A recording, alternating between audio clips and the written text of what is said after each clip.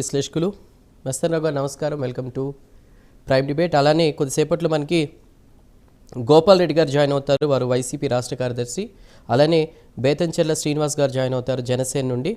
ముందుగా విజయ్ కిరణ్ గారితో మాట్లాడదాం. విజయ్ కిరణ్ గారు, ఏదైతే అసెంబ్లీలో చంద్రబాబు గారు చేసినటువంటి వ్యాఖ్యలు ప్రతిపక్షం లేకుండా చర్చ అన్నటువంటి క్వశ్చన్ కూడా వస్తున్నాయి కాబట్టి డిఎస్సిపై కావాలనే వైసీపీ ఆరోపణలు చేస్తుంది తప్ప ఇందులో ఏం లేదు అన్నట్టుగా కూడా మాట్లాడారు. మీరేమంటారు సార్? ముందుగా మీకు ప్యానల్ సభ్యులు ప్రేక్షకులందరూ కూడా నమస్కారం అండి. సార్, ఇది ఒకటి నిజంగా వాళ్ళ దగ్గర చిత్తశుద్ధి ఉంటే ఈ డిఎస్సిలో ఏదన్నా అవకతవకలో లేదా పేపర్ లీకేజో లేదా ప్రాసెస్లో ల్యాబ్సెస్ ఏది ఉన్నా కానీ స్పెసిఫిక్గా ఈ క్యాండిడేట్, ఈ పేపరు, ఈ పోస్టు, ఈ విధంగా ట్యాంపరింగ్ జరిగింది, లీకేజ్ జరిగింది, లేదా ఏ సమస్య అయినా సరే ఫలానా దగ్గర ఈ విషయంలో ఉంది అనేటువంటి మాట కోర్టులో చెప్పలేకపోయారు. కోర్టులో వాళ్ళు పిటిషన్స్ ఫైల్ చేసినప్పుడు కోర్టుని సాటిస్ఫై చేయలేకపోయారు. కోర్టు కూడా ప్రశ్నలు వేస్తే నీళ్లు నమిలినటువంటి పరిస్థితి. ఇక బయట మన అసెంబ్లీకి వచ్చి ఇప్పుడు లోకేష్ గారు సుదీర్ఘంగా పవర్ పాయింట్ ప్రజెంటేషన్ పెట్టి ఏ విధంగా మేము ఈ ప్రాసెస్ స్టార్ట్ చేశాము, చంద్రబాబు నాయుడు గారి మొదటి సంతకానికి ఉండేటువంటి విలువ ఏంటి, దాన్ని ఎలాగా మనం ఎగ్జిక్యూట్ చేయాలా.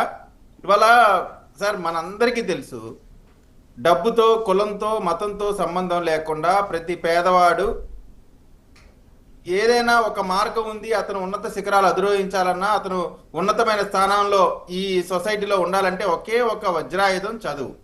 ఆ చదువుకు సంబంధించి పేదలకి ఇచ్చేటువంటి ఈ టీచర్ల యొక్క నియామకం అనేటువంటిది ఎంతో కీలకం. అంబేద్కర్ గారు కూడా చదువు ద్వారా మాత్రమే ఏదైనా సాధించగలుగుతామనేటువంటి మాట అంబేద్కర్ గారు చెప్పారు. అంబేద్కర్ గారు సాధించారంటే దానికి కారణం కూడా చదువే. ఆ చదువే లేకపోతే ఇవాళ అంబేద్కర్ గారు అనేటువంటి పేరు మనకు తెలియదు. అటువంటి చదువుకి ఇస్తున్నటువంటి ప్రాధాన్యం సహజంగా మన సొసైటీలో ఉండేటువంటి మెజారిటీ ప్రజలు, ఎస్సీ, ఎస్టీ, బీసీ, మైనారిటీకి సంబంధించిన వాళ్ళు, అదేవిధంగా కొంతమంది అగ్రవర్ణాల్లో కూడా కొంతమంది పేదలు చాలా తక్కువ శాతంలో ప్రభుత్వ పాఠశాలల్లో చదువుకుంటారండి. ఇటువంటి అదేవిధంగా ఉద్యోగాలకు సంబంధించి కూడా ఇవాళ 16,437 ఉద్యోగాలు ఇచ్చారంటే దాంట్లో మెజారిటీ ఉద్యోగాలు ఎవరికి వచ్చినాయి? ఎస్సీ, ఎస్టీ, బీసీ, మైనారిటీలతో పాటుగా కొంతమంది ఓసీలకు సంబంధించి.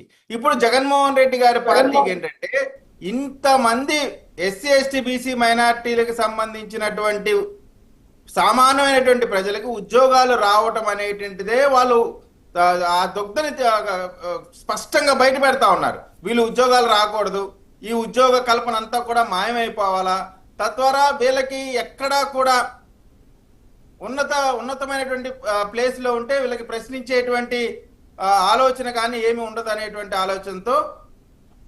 సార్ వినపడుతుందండి? వినిపిస్తుంది, చెప్పండి. సో ఇటువంటి ఆలోచనతో వీళ్ళు కక్ష కట్టారండి. ఇప్పుడు వీళ్ళు చేసినటువంటి మానసికమైనటువంటి దాడి వల్ల ఏం జరుగుతా ఉంది?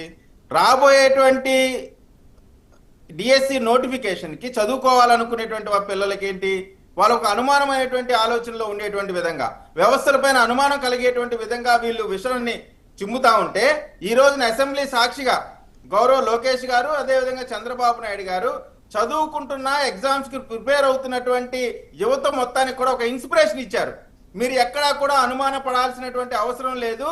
జగన్మోహన్ రెడ్డి గారి గొడ్డలి పార్టీ మాత్రమే కాదు, ఇది హిట్ అండ్ రన్ పార్టీ.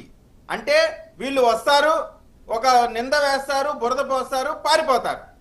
ఏ దానికి కూడా ఒక్కటి కూడా ఆధారాలు ఇచ్చేటువంటి పరిస్థితి లేకుండా కేవలం విషం చెమ్మటం మాత్రమే వాళ్ళ ఎజెండాగా పెట్టుకొని ప్రభుత్వం పైన బురద చల్లేటువంటి ప్రయత్నం చేస్తా ఉన్నారు.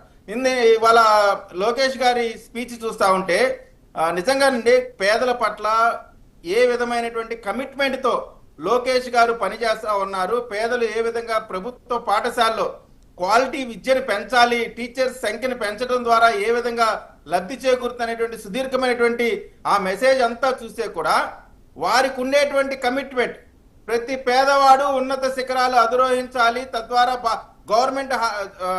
గవర్నమెంట్ స్కూల్స్ లో మాత్రమే అత్యధికమైనటువంటి ఉన్నతమైనటువంటి విద్య రావడం ద్వారా పేదలకు ఎక్కువ అవకాశాలు వస్తాయి అనేటువంటి ఆలోచనతో ఈ రోజున టీచర్స్ రిక్రూట్మెంట్ పారదర్శకంగా చేస్తే ఆ రిక్రూట్మెంట్ మీద విషం చిమ్ముతున్నటువంటి ఈ హిట్ అండ్ రన్ పార్టీ నిన్నటి వరకు ఒకటి గొడ్డల పార్టీగా ఒకటి చెప్పండి పేరు విజయ్ గారు. పొందినటువంటి పార్టీ. విజయ్ గారు, విజయవాడలో అంబేద్కర్ స్టాచ్యూ దగ్గర చాలామంది ఎవరైతే ఉద్యోగాలు వచ్చాయో వాళ్ళందరూ కూడా వచ్చి అక్కడ వాళ్ళ ఆత్మగౌరవ ఇదిగా కూడా వాళ్ళు మాట్లాడడం జరిగింది. కష్టపడి చదివాము, రేయింబవళ్ళు ఉద్యోగాలు సాధించాం, ఇలా ఆరోపణలు చేయడం కరెక్ట్ కాదంటూ వైసీపీ మీద వాళ్ళు కొంత నిరసన వ్యక్తం చేశారు. అయినా కూడా ఇంకా ఉద్యోగుల అసంతృప్తి ఉంది అంటూ కూడా వైసీపీ మాట్లాడుతూనే ఉంది కదా, అది వాళ్ళకు ఒక మైనస్ అవుతుంది. అయినప్పటికీ కూడా ఎందుకు ఎలాంటిది స్పష్టత లేకుండా ఇలాంటి ఆరోపణలు చేస్తుంది అనుకోవాలి? ప్రధానంగా ఏంటంటేనండి, వాళ్ళు చేసినటువంటి ఏదైతే గ్రూప్ 1 ఎగ్జామ్కి సంబంధించిన